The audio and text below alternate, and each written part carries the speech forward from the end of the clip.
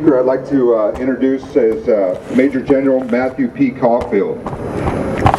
General Caulfield served with distinction for 34 years as a Marine Corps officer. He served as a company commander, battalion operations, and executive officer in Vietnam. He has participated in numerous campaigns, including the Battle of Quezon San. He has been an advocate for veterans' employment since his retirement. He has written extensively on the subject and has appeared before several congressional committees. Major General Caulfield has been a tireless supporter of the UAVIP program since its inception. This man has done more for transitioning military service members and veterans than anybody I've ever met or heard of. So please welcome General Caulfield. Thank you, Mike.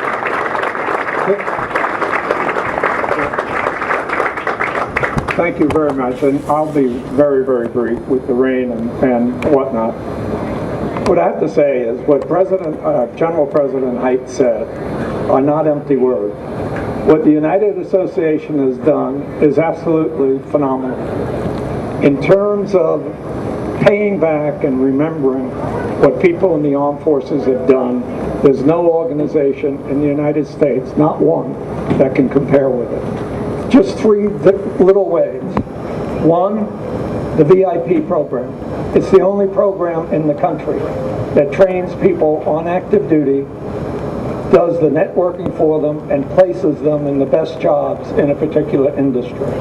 Not only that, but when there were problems in terms of the laws and legislation concerning that process of permitting people in the armed forces to be trained while on active duty, it was the UA that had the law changed. And they pay every single dollar, every cent, for all of that training. The American people don't pay a thing. Their members, the people in the UA that you see here today, do that. And they do it because of what President Haidt said, it's the right thing to do. The Injured Marine Semper Fi Fund, they haven't been included in this race because they remember what they did in battle, and they don't want the American people to forget.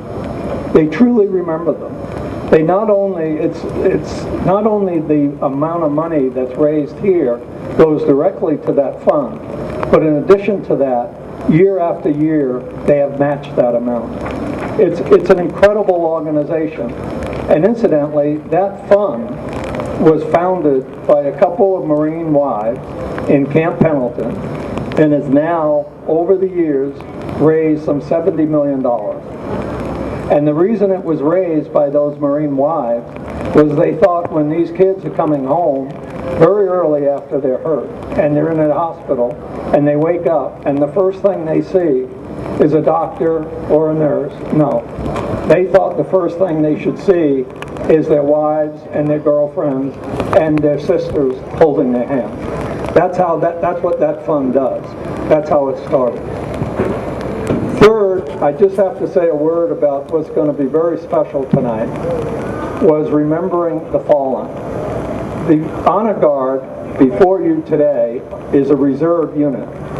And as was said years ago at the Battle of Okinawa, at the end of it, at the cemetery in Iwo Jima, there are no reserves here, there are no regulars, there's no enlisted, there's no officers, there's no ranks, there's no grades. Here lies only United States Marines. In the Marine Corps, there's no distinction between reserves. But these reserves are from Michigan, and they're from states very close to Michigan.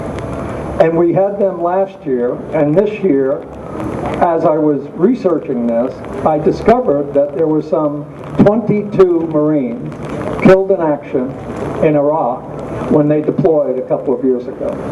So tonight we're going to do something very, very special that the UA wants to do to remember not only the people that were hurt, and not only the people that are in the armed forces, but the people that have fallen. And to that, I have to say, General President Haidt, every Marine in this country, not only the families, but every Marine, past, retired, active duty, reserves, thanks you for it.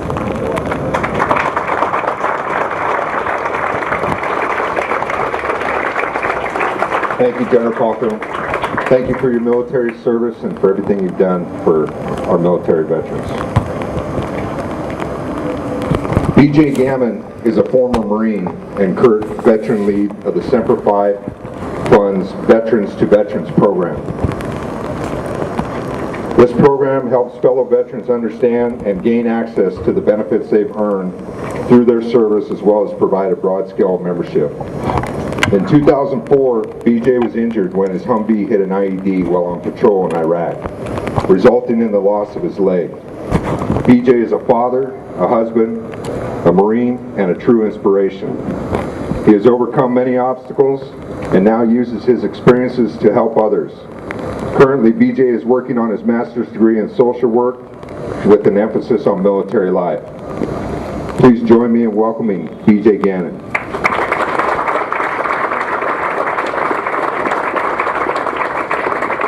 Thank you all very much. Thank you for coming out in this bad weather to run a race for a good cause. First of all, I want to address the fact of my attire. I was planning on running this race, but last weekend I did the Warrior Dash, which is a 5K with obstacles and whatnot, and I had a technical malfunction as my leg flew off while I was jumping over the fire.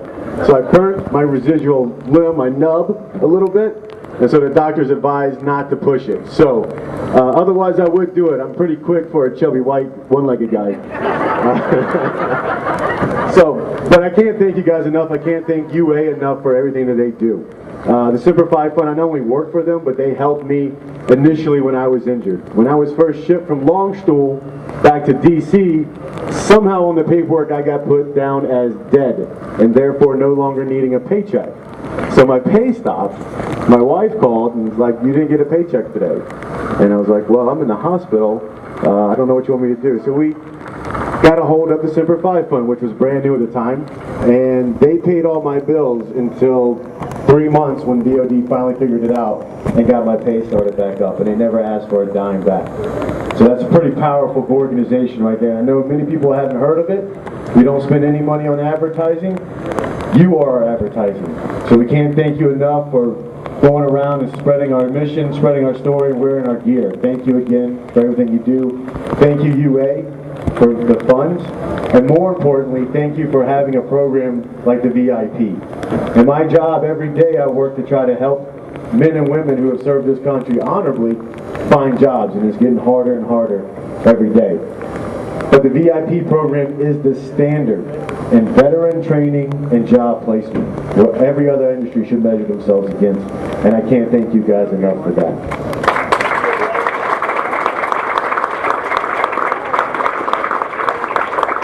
And your sacrifice. Ladies and gentlemen, please remove your caps. Attention to colors. The color guard is being presented by the 471st Marine Wing Air Service Unit. Please welcome Miss Emily Wood as she sings our national anthem, and please remain standing following the anthem for a very special event. Oh, say, can you see by the dawn's early light what so proudly we hailed at the twilight's last gleam, whose broad stripes and bright stars through the perilous fight, oh, the ramparts we've watched were so gallantly streaming, and the rockets rattling, the bombs bursting in air, gave proof through the night that our flag was still there. Oh, say does that star-spangled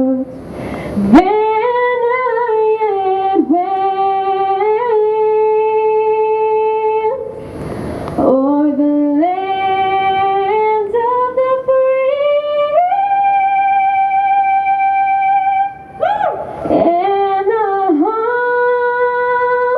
of the brave.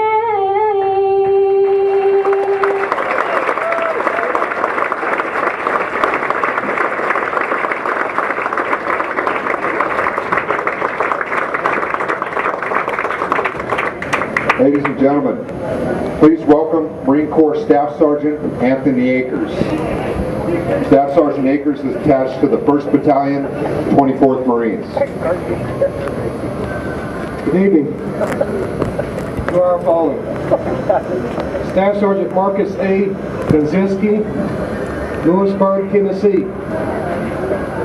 Sergeant Brock A. Badd, Evansville, Indiana. Sergeant Brian K. Burgess, Garden City, Michigan. Sergeant Thomas L. Gilbert, Downers Grove, Illinois. Corporal Martin D. Kidd, Milford, Michigan. Corporal Jacob H. Neal, San Marcos, Texas. Corporal Christopher E. Elkison, Vassar, Michigan. Last Corporal Matthew P.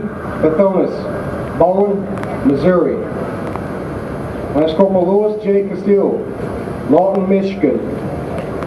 Last Corporal William D. Spencer, Paris, Tennessee. Last Corporal Minnie Kim, Ann Arbor, Michigan. Last Corporal Nicholas A. Miller, Silverwood, Michigan. Last Corporal Brent E. Biller, Jackson, Michigan. Last Corporal Jeremy S. Schock, Tiffin, Ohio. Last Corporal Troy D. Neely, Eaton Rapids, Michigan. Last Corporal Jonathan B. Thornsbury, McDowell, Kentucky. Last Corporal Richard A. Rosetta, Franklin, Tennessee. Last Corporal Tyler R. Overstreet, Gallatin, Tennessee. Last Corporal Joshua M. Hines, Olney, Illinois. PFC Terrell B. Hill, Shelby Township, Michigan. PFC Buford K. Van Zyk, Bay City, Michigan. PFC Brett A. Wisshaven, Shelby, Michigan. I want to thank you for your support. Thanks.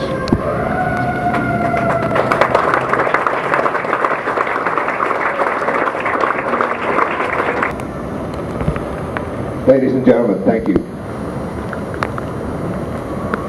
Let's hear it for the Marines.